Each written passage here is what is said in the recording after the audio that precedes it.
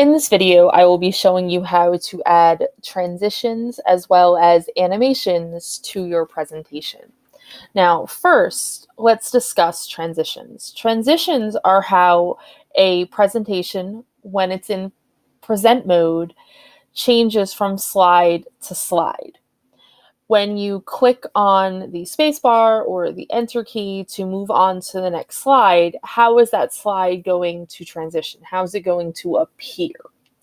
To add a transition, I'm going to click on the slide that's on my sidebar that I want to transition, I want to change. So when I click on this, I can go right up to the top where it says change transition. I'm going to click change transition, and right now it says there is no transition. So I can click on any of one of these options, and that will be how my slide will change into the next slide. So maybe I want to fade, and I can apply this to all of my slides if I want the same transition for all of my slides. I can also adjust how fast and how long I want it to take to transition. Somewhere between medium and fast is usually a good speed. And if I apply them to all, you will now notice this transition button is going to be on the side to let you know that your slides have transitions. So if I went to play, every time I click to go to the next slide, it will show me this is how my slide will come onto the screen. The next thing we're going to do is we are going to animate our images. While we're on this transition tab, so if you accidentally click off, when I go back to my transition tab, I'm going to go to animation.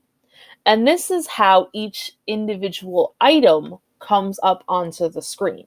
So whether that be a text box or a image, it's how every single thing comes on.